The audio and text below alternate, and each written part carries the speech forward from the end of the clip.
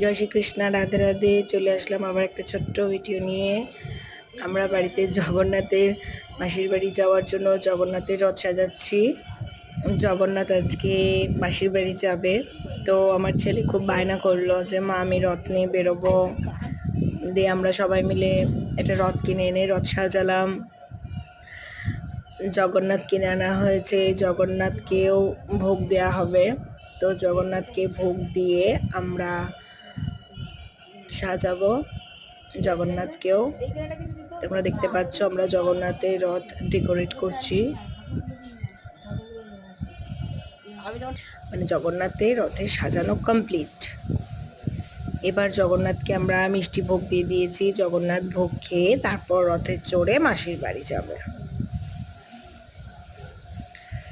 আমাদের জগন্নাথের রথ রেডি, কিন্তু বেরোনোর আগে একটা মনটা খারাপ হয়ে গেল, কারণ বৃষ্টি নেমে পড়লো। জগন্নাথ রেডি, তার ভোগও হয়ে গেছিল, তারপর বৃষ্টি এমনভাবে নামলো যে আবার কিছুক্ষণ আমাদের ওয়েট করতে হলো।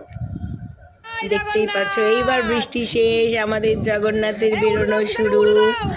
আমাদের জগন্নাথ আনন্দ সহকারে বেরোতে লাগলো, সেজে গুজে রথে চড়ে মাসির বাড়ি যাওয়ার জন্য বেরিয়ে পড়লো। আমাকে সবাই কমেন্টে জানাবে জগন্নাথের রথ সাজানোটা তোমাদের কেমন লেগেছে। আর যাওয়ার পথে আরও একটা জিনিস হলো, সেটা হচ্ছে যাওয়ার পথে আমাদের এই জগন্নাথের রথ দেখে সবাই এত খুশি হয়েছিল, কারণ বৃষ্টির মধ্যে তো কোনো রথ তেমন বেরোয়নি।